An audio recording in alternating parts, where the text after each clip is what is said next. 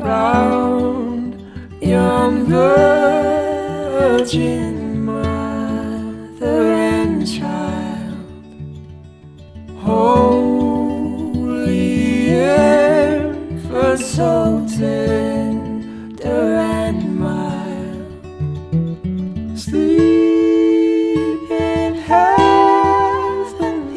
peace, sleep in heavenly peace.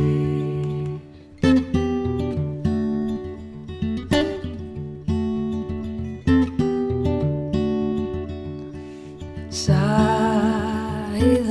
night, holy night, shepherds quake at the sight, glory stream from heaven afar, heavenly hosts sing hallelujah, Christ the Savior is born, Christ the Savior is born.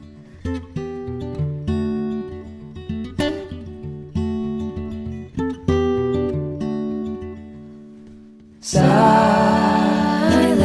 night, holy night, Son of God, love's pure light, radiant beams from thy holy face, with the dawn of redeeming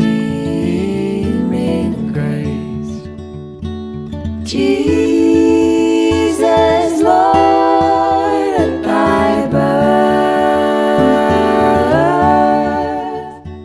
Jesus,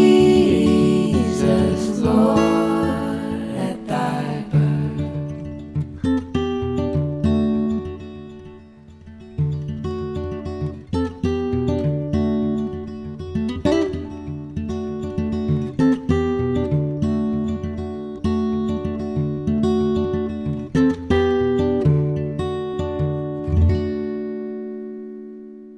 Should all the acquaintance be forgot and never brought to mind? Should all the acquaintance be forgot and days of old lang syne? For old lang syne, my dear, for old lang syne, we'll talk a couple times yet for old lang syne. Hey, what is up, UCC? Welcome to Church Online. Thanks for joining us today. Hey, we are in our Christmas series. I'm so excited. I love this time of year. It is like officially here. We got snow coming down outside. I got a tree in my house. I'm feeling good.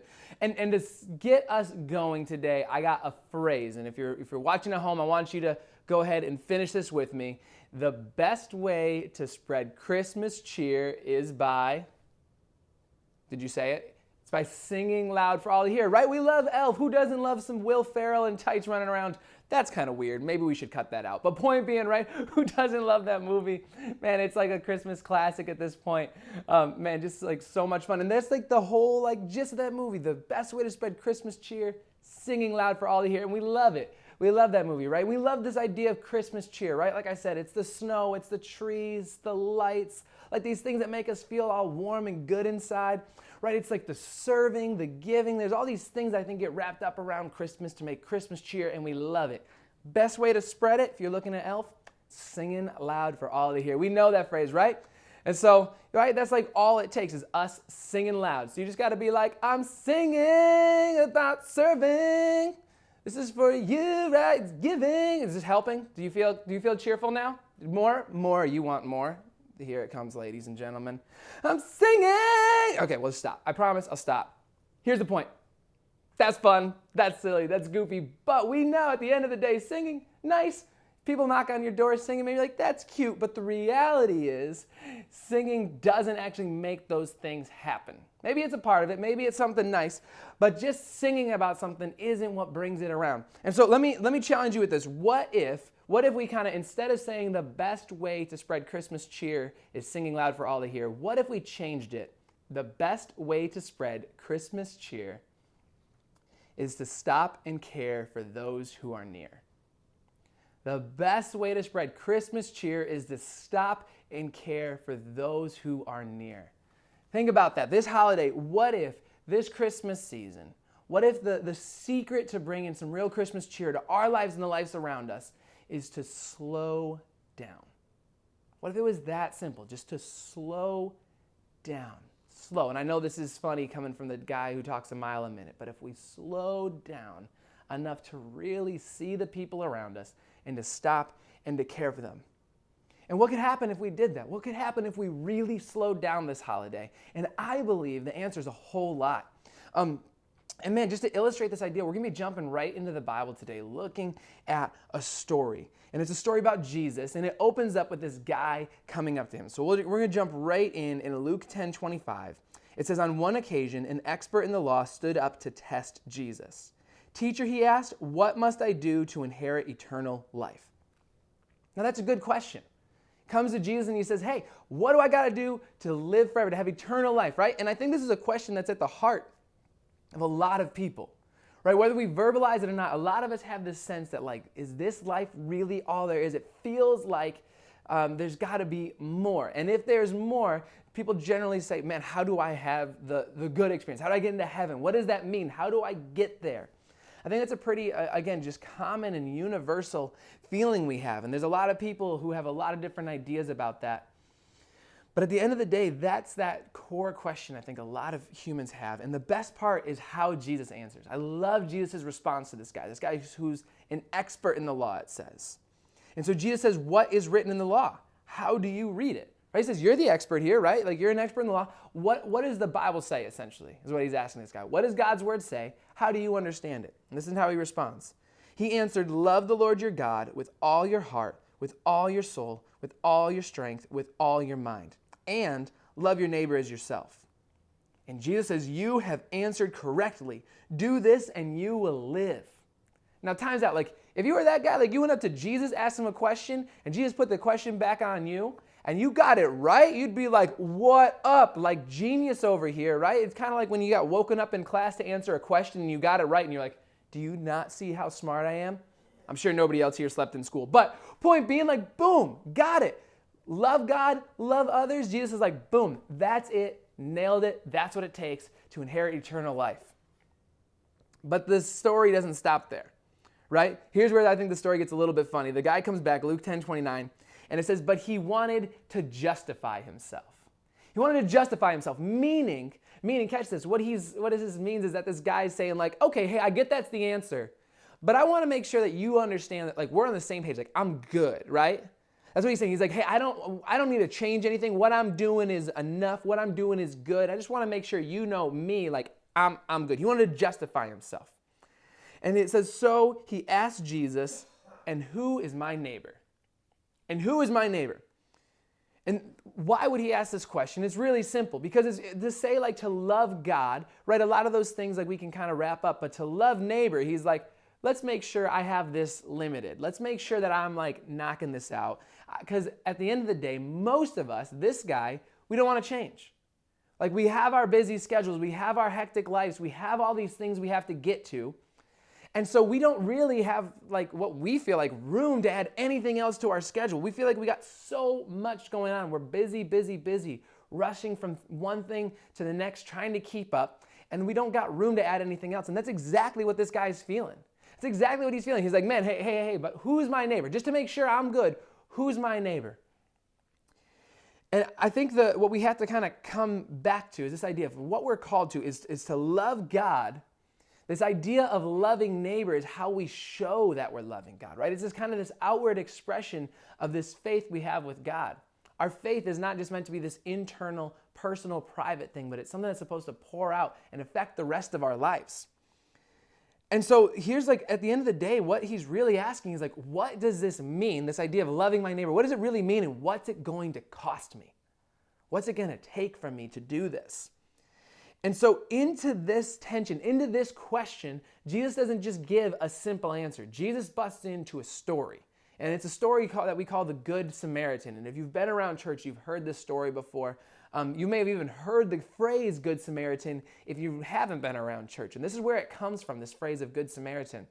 But even if you've heard the story 100 times, I want to challenge you to really listen to the heart of this story, because I think what can happen to us as we get to know some of these things, and we kind of can brush them off or write them off as like, no, I know this story, I get this one. But the call and the command and like the heart of this story is something that I think continually challenges us if we listen to it fresh. And so I want to challenge you, even if you've heard this before, listen to this response Jesus has, listen to this story, and man, just ask like what he's really telling us in it. And so in Luke 10:30, it says this. It says, in reply, Jesus said, a man was going down from Jerusalem to Jericho when he was attacked by robbers. They stripped him of his clothes, beat him, and went away, leaving him half dead. And now hang on, this is important. We gotta this is like a setup of a story, and there's a lot we're told here. There's a guy coming from Jerusalem and heading to Jericho. And Jerusalem was like the religious center for Israel, right? That's where they worshiped God. That's where their temple was. And so it was an important place that represented like closeness to God. And then Jericho would have been not that, right? And so here you have this guy kind of like walking away from God. And as he's walking away, all of a sudden he is jumped, he's robbed, he's beaten, he's bruised, he's bloodied up, and he's left on the side of the road. And so don't miss it. Symbolically, you have a guy who's kind of walking away from the presence of God. In that process, he gets beaten up and thrown to the side, robbed, left. And then we pick up the story. It says the priest happened to be going down the same road. When he saw the man, he passed by on the other side. So too a Levite, when he came to the place and saw him, passed by on the other side. Now let's talk about these guys for a minute, because we have two characters that come by, a priest and a Levite. And both of these people were like religious authorities, were religious leaders. They were people who would have been like heirs to the promise of God, who should have like known the commands of God. And as they're walking, they see this guy, and what do? They like just walk to the side of the road. They walk right on by him, right? Think about it. These are people that like, man, they were spiritual. They lived their lives by the rules. They knew what God commanded.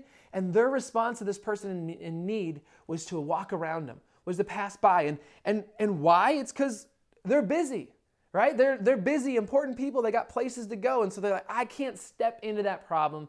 I got other things. I got more important things. I have a full schedule. And they walked on by. And you and me, as much as we hear this and we think, how could these religious leaders just walk on by this person? We do the same thing all the time, right? We're so busy. We have so much going on that it can be so difficult for us to really step in to somebody else's life, right? Think about it. Think about your schedule. Think about your week. Think about your life. How often do you find yourself just feeling overwhelmed with how much you have going on? How often we find ourselves just so much trying to get to the next thing that we miss everything around us, right? We get so wrapped up in this season that we miss the fact that there are people all around us that are hurting. There are people all around us that this time of year brings so much extra pain, so much extra struggle, right? Financially, relationally, emotionally, all of these things can really pile up, right? Think about this. There's statistically, which is interesting, suicide rates are actually down around Christmas, which is a good thing, right? Like we always like to hear that. But at the same time, loneliness is just such a real thing, right? Job stress, the end of the year stuff, you're trying to get wrapped up before the holiday, trying to wonder what's coming in next year's life, right? Looking at your credit card bill with all the shopping and stuff. These things are real. And then on top of that, if you're kind of like predisposed to like mental illness and stuff, man, the Christmas blues is a real thing. Like people feel this. This is a heavy time of year. All the family tension, if you got any issues within your family, it gets highlighted. It feels like there's a spotlight on it. And so the reality is there are so many people hurting in this season. And so many of us are moving so fast, so caught up in our own lives, that we don't slow down enough to see them. We don't slow down enough to respond, right? And we just kind of move on by, just like that priest, just like that Levite. We might see that person, but we just move to the other side and we keep on going. Think about it. You're at work and you're trying to wrap up so you can get home and you can get to the next thing you have to be at. And you know there's someone in your office who's struggling. You know it. Or you know there's someone on your team who's going through something. And you know they probably could use somebody stepping in, but you got stuff to get to. Today's not a good day. And so you rush through, you sign out, and you just get to your car. Right? Or maybe it's not that. Maybe it's, man, there's someone, you're scrolling through your Instagram or your Facebook and you see someone on there and they're posting stuff and you're like, I know they're faking it. It just kind of hits back in your head. You're like, I know this is fake. I know their life's rough right now. I know they're feeling X, Y, Z. But you're like, they're putting the charade, like they're trying to put a charade on. They're trying to whatever cover up. I'm not going to dive into that. I'm just going to keep on scrolling. I'm just going to keep on moving. They'll figure it out. They'll be okay. Look, if they posted a funny meme, things have got to be fine, right? We just move right onto the other side of the road, right? Maybe it's within your family. Maybe there's some kind of tension. Maybe it came up at Thanksgiving and you're like, maybe we just skip the Christmas party. Maybe we just do a smaller one this year and like they can celebrate with their family over there and you're going to kind of avoid it because it's awkward and it's hard. And I don't know if I got time or space in my life for that. And we just move to the other side of the road, right? Or maybe it's you. Maybe you're the one. Maybe you're the one who's looking at your life and saying, man, I need something. I need somebody to step in. But instead of really asking for help, you're just kind of like, maybe somebody will notice me here. Right? At the end of the day, though, I know we make ourselves so busy that even sometimes when we're the people who need help, we just try to cram our schedule full of stuff, things to do, places to go. We try to keep ourselves busy so we never really have to acknowledge what's going on. And in all of these things, busyness and stuff and all the hecticness of life is making us miss out on the call of Jesus to love our neighbor. It's making all of us take the same route as that priest, same route as that Levite, where we see it, ignore it, move to the other side, and keep on going, right? And look, here's the challenge. Again, my challenge for us is, what would it look like if we slowed down? Slowed down enough to see these people and to enter into their stories, to love our neighbor like God's calling us to. And what we see in this story is that we're going to come back into is what happens when we do that, right? Because come back to this guy. He's beaten, he's battered, he's bloody, he's bruised, he's on the side of the road, he's passed by. And then right into this, we have this person come in. Verse 33 picks up, it says, but a Samaritan, as he traveled, came where the man was, and when he saw him, he took pity on him, and he went to him. And look, here's what you need to know. Samaritans, they were not like somebody that the Israelites would have looked to as an example. Samaritans, Israelites believed had like false assumptions about God, were far from God. They did not associate with each other. And yet here's this Samaritan that Jesus chooses to make the person in the story that sees this person and responds. Catch this. He slows down enough to see him, to notice him. Right? The priest and the Levite, they saw him, saw this heap on the ground and avoided it. But the Samaritan really saw him as a person, saw him as someone worthy of time and attention, and the Samaritan stepped into his story.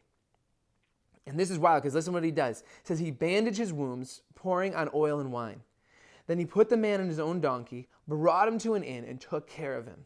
The next day he took out 2 denarii and gave them to the innkeeper. Look after them, he said, and when I return, I will reimburse you for any extra expenses you may have.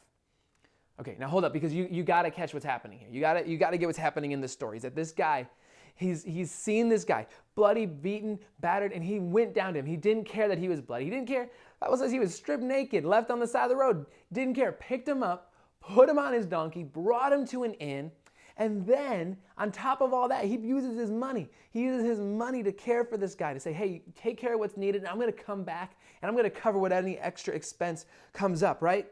He served him. He loved him. He stopped his life, stepped into this guy's life, stepped into this mess of a problem, mess of a person, mess of a situation, stepped out of his busyness, made time for this guy, and he loved him. And this is a big deal because I don't know about you, but I can think of people in my life who have slowed down and loved me when I needed it. One of the reasons, I'm the youth pastor here, one of the reasons I love youth ministry is because when I was a student, there were adults who made time for me in their life, who cared for me, who spent time with me, who invested in me when I frankly did not deserve it. Like I was like a teenage mess, right? It wasn't like I was like off some deep end, but I was still like, man, like I was 15, I was 16, and I was like figuring out what I was about. I was kind of had one reputation at school, another at church. And I truly believe one of the big reasons I am who I am today, I am where I am today, is because there were people that showed God's love to me. I can tell you about Darla, the lady who kind of oversaw our church like band, that like invested in me and spent time with me and taught me and encouraged me and like followed up and like honestly prayed for me. Right? I can tell you about Chris, my old youth pastor. He's still a friend today who spent time, who would take me out to lunches, who would listen to me figuring things out, which probably at the time, like he was just like, man, this kid doesn't know what he's talking about. But he spent time with me and invested in me. He took the busyness of his life, he invested in me. And the list goes on of people that did that, but it's because of those people investing in me that I made it through some scenarios in my life that I don't know where I would have ended up. I look at the friend group that I had at school and where they are now, and I look at what God's done in my life, and I can tell you that I am a direct result of people taking God's command to love their neighbors seriously and loving me. And so I know it's important. I know there might be people watching this that you can think of people who have slowed down enough to love you, to invest in you, to care for you. Maybe when you were beaten, battered, bloody, bruised. Maybe not so much physically, but maybe spiritually. Or maybe you were an emotional mess. Or maybe you were in a financial mess.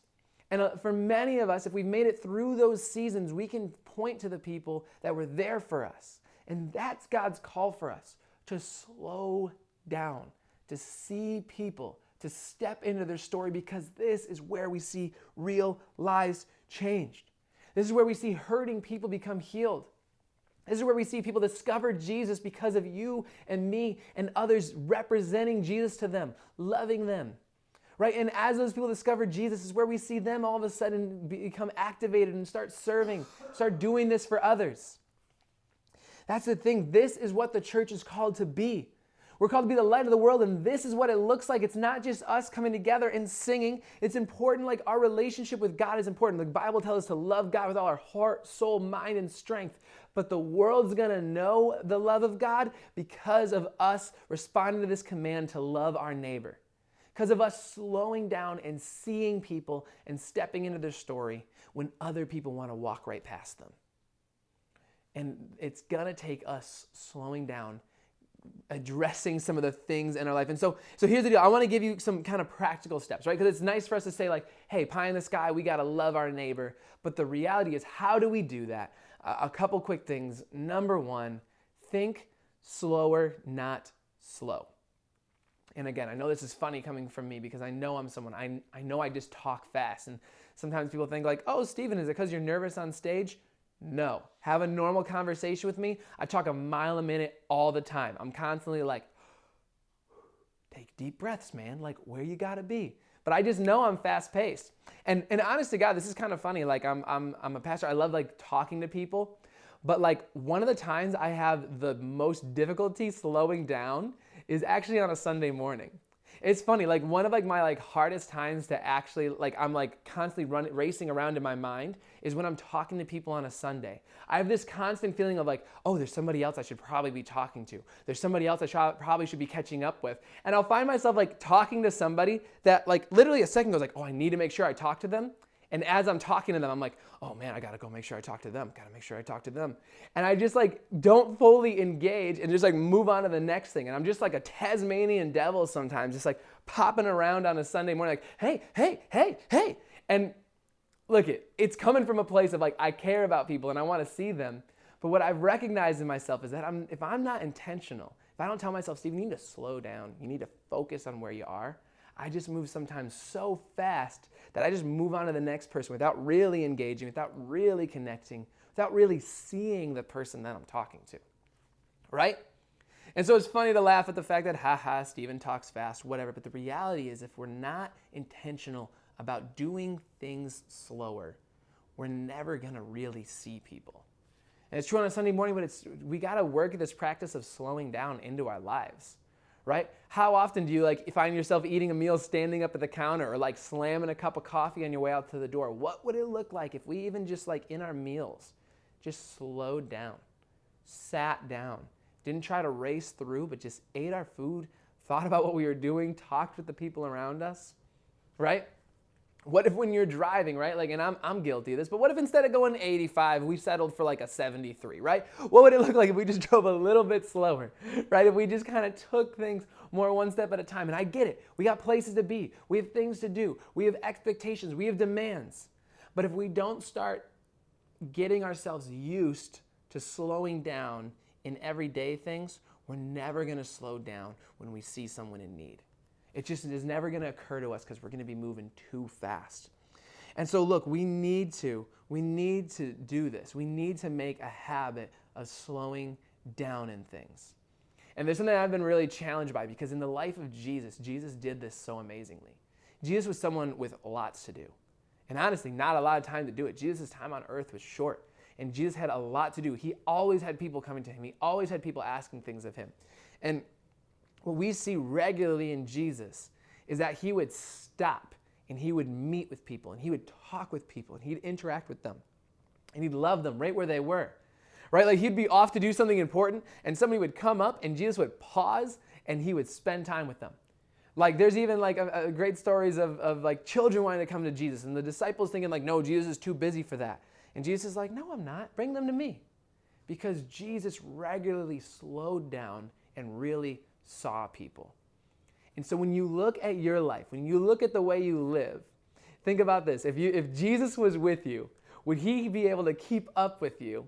Or would he be back behind actually spending time with the people you're leaving in your wake? This is a challenge to me. I think sometimes I move so fast. I just leave people behind that probably needed more from me. Probably needed me to actually give them more attention or time or thoughtfulness. And so it's if Jesus was with me, would he still be with that person? Would he have stopped back there?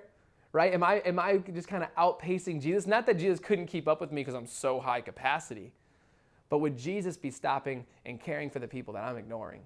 That convicts me. That makes me think, who am I walking past that Jesus wouldn't be? And so that's something for us to think slower, not slow.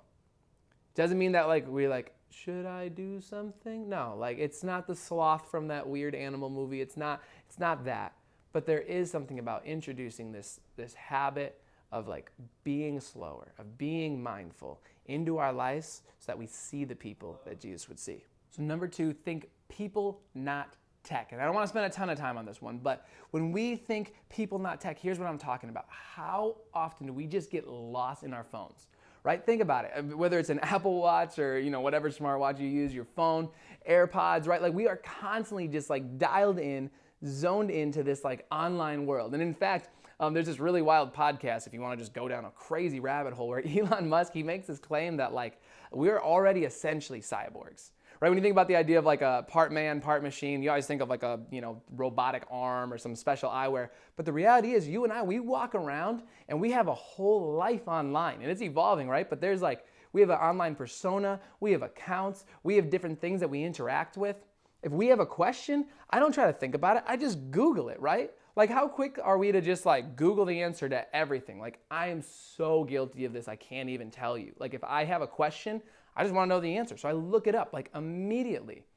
But I think, again, this whole busy culture, this busy life, I think we get lost in it. I think because of how much tech has overwhelmed our lives, we so often overlook the people around us. And we don't actually spend, even when we're around people, we're disconnected from them. We never fully see them. So if we really want to love our neighbor, interact with them, see people, we need to think people, not tech. And don't get me wrong, I think technology has so much it can offer us. I think there's ways that we can even leverage it to see people better and to keep connections up and to reach out to people. But if we start putting the tech before the people, that's where the problem comes in. So when you, again, man, think about it. When you're walking around, when you're at the store, when you're driving, how often are you like just headphones in, looking at your phone, just like head down? Or are we really just taking our heads out of our phone, looking up and seeing people? It's bizarre. It's bizarre how often you'll notice that the world around you is just looking down, kind of zoned in, locked into their own world. But I believe that if we want to see people, we have to think people, not tech. And this last one, it's not rocket science, but think, what would Jesus do? Think, what would Jesus do? And I know that's like just such sometimes like a cliche thing. But like I said, if Jesus was walking where you were walking, who would he see? Who would he be responding to? Who are you passing by that Jesus would stop and love, right? And again, our dream as a church is that we would be a church of just Jesus people. Not that we would be just like, wow, like look at that church, there's like the smartest people, the best. Like, no, we just want to be people that look like Jesus. Jesus people doing Jesus things, right? Like I think all people, like this is something attainable. This isn't something for somebody else. This is something for us. We can be a church that is known for how much we look like Jesus. And it's not about us being great. It's just about us copying and mimicking the example he set for us, right? Because when we do this, it's amazing what we can do. There's story after story after story of people doing this at UCC. Man, every week I feel like we're celebrating things going on, whether it's our church rallying to provide like financial support for a family going through a hard time, or whether it's our big give and getting to step into Lana's life and restore her home, or man, even in littler ways where people are just showing up for each other. Like this is what Jesus did. This is what we're about here. This is what we want to see happening and what we want to be a part of. And I truly believe that, man, like when people see that, they want to be a part of it. Like, I don't know about you, but when I hear stories of just, man, like radical generosity and radical things happening, I'm like, man, how do I do that? How do I have that in my life? And it's not a big secret. It's just, what would Jesus do? And I'm going to go do that. I'm going to go try. I'm going to go step out. I'm going to go really see people, and I'm going to respond to them the way Jesus would. Because at the end of the day, I believe that if our church would do that, we would impact this world, that this world would look different. And it's gonna take you and I slowing down. Slow. I know, you're like, Stephen, you've been talking fast this whole time. I get it. But the point being, if we would slow down, if we would think, again, slower, not slow, but slowing down, if we would think of people before tech, if we would maybe put those things aside, really look at the people around us, see real humans, and just ask, what would Jesus do in these situations? Who would Jesus see? Who would Jesus go to? Because again, when we read that story of the Good Samaritan, we see these religious people that walk right past this person. But this Good Samaritan, he stops. He sees, he slows down, steps out of his busyness into this guy's life who's beaten, who's battered, who's bruised, who can't help himself, who can't help this Good Samaritan back. And he steps right into his story. He cares for him. He helps him. He brings him to a place of restoration.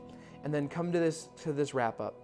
Jesus asks, which of these three do you think was a neighbor to the man who fell into the hands of the robber? And the expert in the law replied, the one who had mercy on him. And Jesus told him, go and do likewise. Who's my neighbor? The one who had mercy on me. Right? That's the response.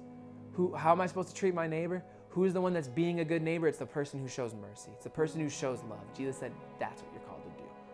Who's my neighbor? You're missing it. Who's in need? Who's looking for someone? So again, this Christmas, this holiday season, the best way to spread Christmas cheer, maybe, I think you might agree, would be to slow down and love and care for those who are near. And I really believe that if we would do that, that is how we're going to spread Christmas cheer, not just in this holiday, but all year round. When we slow down, step out of our business, and care for people. I pray for us. Dear God, I thank you so much for just this moment, this day. God, this story that you taught. God, a story that maybe some of us have heard before. God, maybe we've just like overlooked it or just feel like we're just so used to it, God. But I just pray that you would convict us of it, God. Lord, that for those of us maybe who are just moving so fast, God, and we feel like, man, there's too much happening, Lord, help us to slow down. Help us to just see people like you do. Jesus, help us to look to your example that you give. Jesus, of even in the middle of your busyness, of your importance, God, that you saw people and you loved people and you stepped into their story. God, as we read the story of the Good Samaritan, I just pray that you would just convict us of the times, God, that we walk right past people. God, that we move out of our way to avoid having to step into somebody else's mess, God. And I pray that you would just give us the urgency and the drive to really slow down, God, to see the people that are near to us. God, just to see the people that you've put in our circle, God, at work, God, in our families, God, in our neighbors, in our friend groups, God, those people that we know are hurting this season.